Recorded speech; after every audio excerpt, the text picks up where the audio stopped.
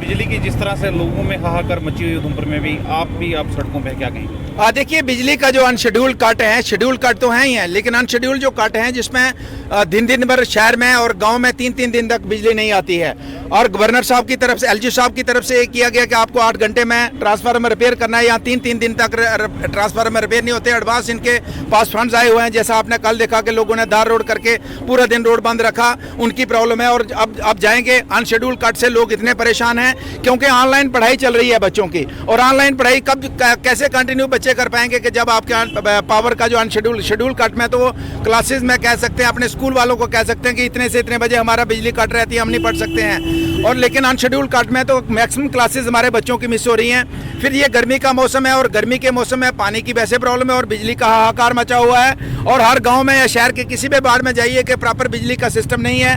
Low voltage की ज़बरदस्त समस्या है। किसी भी एरिया में जाएंगे लो वोल्टेज की समस्या है। फंड्स इनके पास अवेलेबल है, उसके बावजूद भी नए ट्रांसफार्मर या ट्रांसफार्मर अपग्रेड करने के लिए लोगों को यहाँ चक्कर लगाने पड़ते हैं। अगर यहाँ आंधी तूफान आता है, कहीं एक पोल लगना होता है, तो उसको हफ्ता इंतजार करना पड़ता है। हफ्ता बिजली बंद रहती है। वो फंड्स कहाँ जाते हैं? तो हम ये कहना चाहते हैं, ये एक्शन पूरे तरीके से, मैंने देखा कि जितने भी एक्शन आज तक यहाँ आए, सबसे निकम्मा और निकट्टू ऑफिसर अगर कहीं देखा है तो ये पहली बार हमने देखा है। हम ये कहना चाहते हैं इस तरीके के ऑफिसर्स को फौरी तौर पे यहाँ से हटाना चाहिए।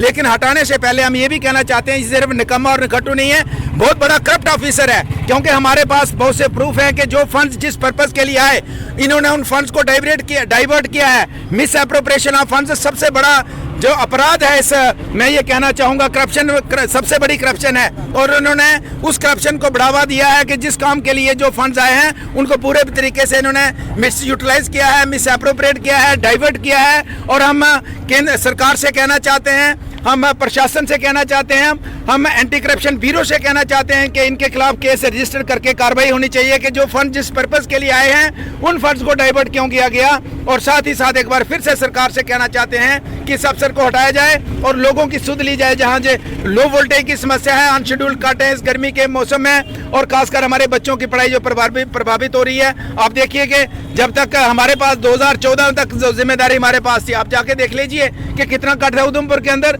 टाउन के अंदर तो बिल्कुल, टाउन और सराउंडिंग के अंदर कोई कट था ही नहीं, लेकिन आज टाउन के अंदर भी आपको 4-4, 6-6 घंटे कट का सामना करना पड़ता है। और गांव के अंदर 10-10, 12-12 घंटे कट का सामना करना पड़ता है।